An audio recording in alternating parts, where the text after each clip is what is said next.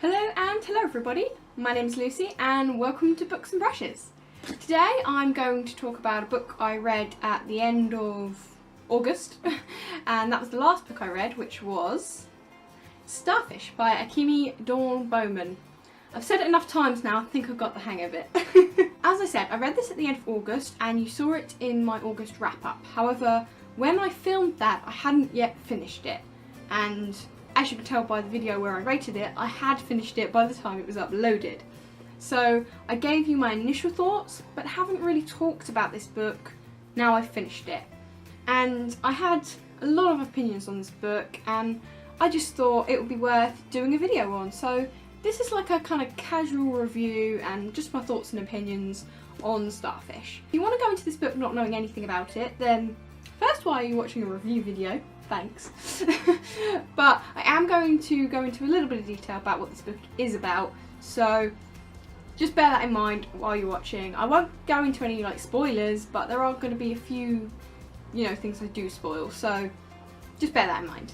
So this book is about a girl called Kiko, who's a half Japanese, half American, and she loves art. Art is her passion and her escape. Kiko doesn't have the best family life, not at all. And this story is about her having to break out and be herself, having to discover who she is and be free and get around all the problems that she has at home and in her head. The story arc in this with Kiko was really good. So Kiko's passion is art, and her one dream that she is banking on is getting into Prism, which is an art school in New York, where she just feels she would fit in, where she would finally get to do what she loves and be appreciated for it. But as life goes and as a book goes, that's not going to go to plan, and things at home are going to get worse, the school isn't going to save her, and she's going to have to save herself. And with the help of an old school friend and some people around her, she manages to go out on her own and have to go on her own adventure and break free of the home life that she's been trapped in. Now, one of the things that I loved about this book was the topics it covers, but the way it covers them. She's very socially anxious and awkward. She's not good with parties, she's not good with saying what she really thinks. She does have trouble with social cues and talking to people in general.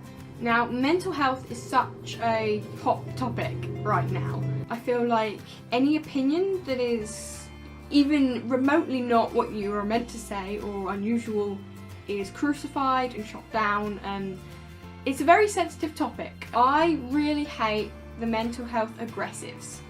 Now, these are the people that like to pretend, oh, I have social anxiety and depression, which means I know everything about everything, and you can't possibly know anything better than me because I know people who have it, and that you can't know anything because I know it all. No.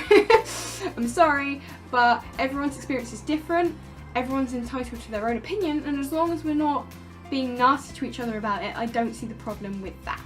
So, oh my god, that's so hard to say on the internet. I think mental health is one of those subjects you have to really tiptoe along a line, and you step out of that line and you're going to get crucified for your opinions, even if they're solid. So, this is really difficult for me to talk about, but I have to, and it's part of this book, and it's a big part of this book, and it's a big part of why I liked this book, because the way it talks about this, it doesn't shove mental health down your throat, it doesn't try and attack you, it just shows you this girl's experience and you can relate to it. I don't have a home life quite as bad as Kiko does, but I can relate to a lot of the problems she faces.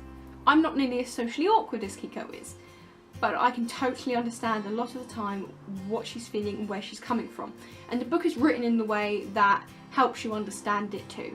So you can really see why Kiko acts the way she does, and well, from the life she has led, you can totally understand. Like, her home life has moulded her into this socially anxious piece of jelly. And it talks about these mental health in such an understandable and realistic way, Everybody has issues. And that's another thing in this book, everybody has issues. Kiko's not the odd one out, everyone has problems, and it's how you deal with them and to understand you're not the only person going through it. We all go through varying degrees of pain, but but everyone goes through it in one way or another, and we should never assume that other people don't understand what we go through, because they probably do. And we may not always talk about it, but it's there. So I realise I'm not making any sense anymore, but I hope you kind of understand what I'm touching at. But the way she talks about these topics were just so real and so casual and honest. I think that's the main point. It was honest, and that's what made it feel real and made me really feel for Kiko. Now, like I said, most people can relate in one way or another, and to Kiko I could relate in a few ways. Not as bad as Kiko, but there are definitely things I can relate to, as we all do, and that I loved. Another reason I loved this book was because of how much I could relate to certain aspects of it. Now, the art is obvious. Obviously, I'm an art nerd, art is my passion, so reading a book where the main character is an artist and their escape and their passion is in art was so much fun for me, just to see it written in paper, you know? I've read other books where there are artist main characters, but this is an artist main character. This is a contemporary book, so this reminds me of me more than any other art character I've read, and I totally get her. And I think it's written in a way where even if you're not an artist, you can get her and you can feel her passion. It's not about the art per se, it's about the passion she has. It just made it more special for me that it's my passion too. I'll talk more about how art is involved in a second, but the other thing I relate to so much, and I think this is key here, this is something I think everyone can relate to, and that is the starfish. Now, I'm going to spoil a little thing here for you, it's nothing major, but what the title means.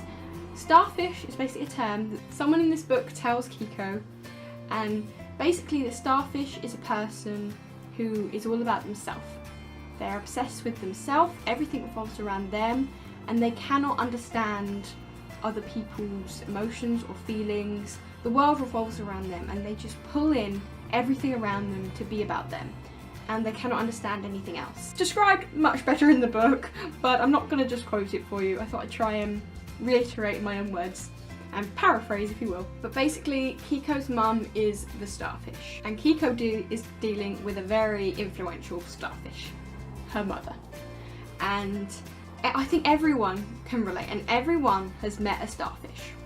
Whether you're close to one or you know one, I think everyone must have one in their life somewhere, and I know I do. Now, mine isn't my mum, and it's not someone that influential to me that has screwed me over for life, mentally.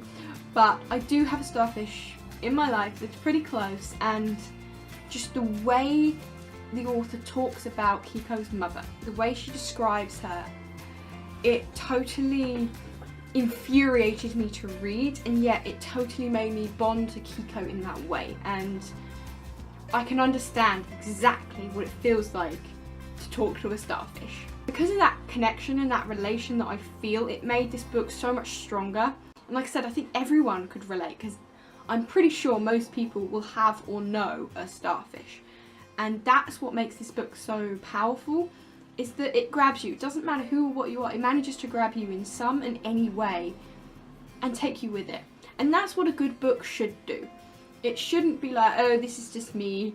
It shouldn't be like, this is everyone. But in some way or another, it can pull you in from different strings and relate to you in those ways and take you on that ride. So you're not going to be in the exact same position as the character, but you're going to relate to select things that they do.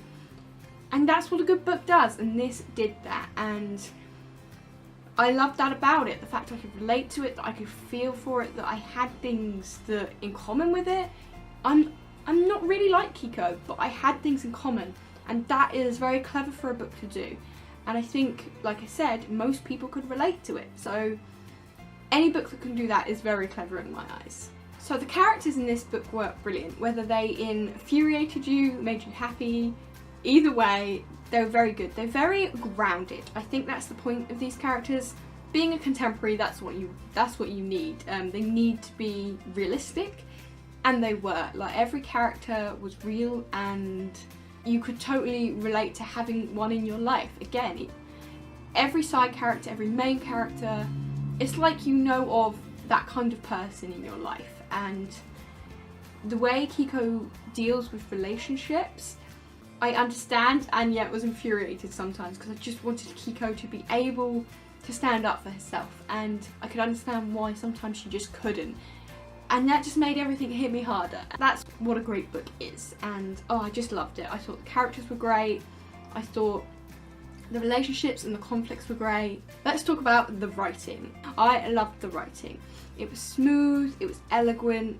Eloquent? I think that's elegant and eloquent. And the writing was just so smooth, and I flew through this book so easily. I love it's poetic but not over flowery. You can always understand what's going on, and I just think it was brilliantly written and composed as a book. There were some few really interesting writing quirks in this book that I wanted to talk about. One of the cool writing effects the author used was this what I was thinking and what I said kind of effect. Basically what I mean by that is it would say what I wanted to say, and then it would have a paragraph of what Kiko was thinking, and then it would say what I actually said, and it would say what Kiko responds with the dialogue.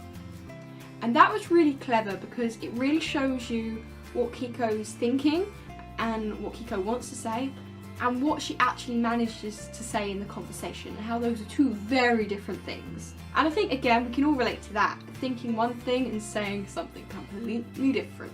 Just a really interesting device to show that juxtaposition between the two and how they are different, and how much she manages to get across, you know, how much she thinks and how much she manages to relay that actually out loud. So it kind of looks like this in print. We all think things in our head that we never actually say out loud, and it's just really fun to show that juxtaposition. And she uses it in a really cool way, like later on where there's a moment where it does the what I'm thinking, and she goes on this paragraph and I'm like, yes Kiko, if only you could, and it says, and that's what I actually said. And it's like, boom, it was just an impactful moment to use that device to kind of show the progression of Kiko's character. The way she starts off being nothing like what she's thinking in her head and never saying any of it, and slowly she begins to communicate more and more of what she's thinking, until eventually she's pretty much saying whatever she's thinking. That's a great way to show character arc, and it really highlights it amazingly well. The other writing device I really liked was at the end of every chapter, Kiko does one quick line that's like, and this is what I painted at the end of the day, kind of thing. And it always sums up the chapter that's just been previous. So she will paint something extremely conceptual and metaphorical, and it's a really clever way to show what Kiko's feeling. So she will paint like a girl fading into the background, and it shows that she feels invisible. It doesn't have to tell you she feels that way because it's showing you, and through her art she's able to express and communicate feelings she couldn't in words. And it's a really clever way to do it. And like the other writing device, it shows her progression. So through the chapters, it really sums up beautifully the chapter previous, and as it goes and goes on and her character evolves and builds to more confidence, you can see that in her drawings, the way she's drawing characters that are happy and breaking free instead of sinking and being invisible. And it's a very clever way to highlight those moments. Again, at one dark moment in the story, that little bit where it usually says what she painted, and it says, and I painted nothing at all. And it just shows the low moment at that point where not even the one thing she can do to express herself, she couldn't even do that. It makes the moment so much more poignant and interesting and special, and it just hits you harder when there's a moment like that. Writing devices like that can just really highlight things, and she uses them very well. So I will read out some of these, what she painted at the end of the day, because I can't really express them as well unless I read them. So I apologise for my looking down at the book, but I paint a girl with white hair blending into the forest of white trees, with stars exploding in the sky above them, shattering like glass. And if you don't know where to look for her, you might never see her at all. I paint a girl with wings instead of arms, flying along the border where darkness becomes light, unsure of where she's supposed to be. I draw a boy kissing a girl, and the girl shattering into a million pieces. I paint a woman who steals hearts, but none of them fit the hole inside her empty black chest. I paint a monster with poisoned eyes, swallowing up the sun until the whole world goes dark. Now, I've just read a few of them, but as you can see, they're very metaphorical, and they describe an emotion, a feeling, and what has happened to Kiko in the previous chapter. That's a really strong thing to read.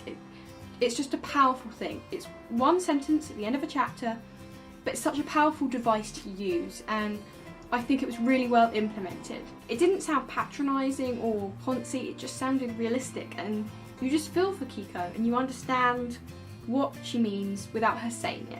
I think that's very, very important to Kiko's character. And I would love to see some of those paintings come to life, because there were some really interesting ideas there, and it'd be really cool to see them become a real art piece, and if anyone could pull that off, that would look really amazing. And it's just such a joy to read it. I can't tell you, when you're reading the book and I just read those lines, I was like, oh, it's so powerful and impactful and interesting. I thought it was a really great device to use, really just so simple, but brilliant in its simplicity. And I think that's all I have to say about Starfish. I've got so many thoughts and I could talk about this for a long time, but those are my thoughts and feelings on Starfish, and I hope if you're watching this you either read it or are interested to read it, because it is a good book and it really had a piece of me. And I always love a book that does that. I just enjoyed it. It was a fun read. I learned a few things about myself, about other people. It was just interesting and fun, and this epitomises what a book should be to me. I don't read contemporary very often, but books like this make me want to read it more, because this story was so personal and yet so universal all at the same time. And I can always go back and relate to Kiko. So I hope you enjoyed this video. I hope you enjoyed me rambling on about a book that you may or may not have read. If you enjoyed this video, please give me a like, a share, subscribe. You know the jazz, you're on YouTube, you know the jazz. And thank you so much. I'd love to talk to you guys in the comments about any books that made you feel that way, books about art, or this book specifically, because I'd love to talk to you guys all about it. So thank you so much for watching. I upload every Wednesday. I've done that consistently for 2 months. Go me! So I will see you in my next video. Bye!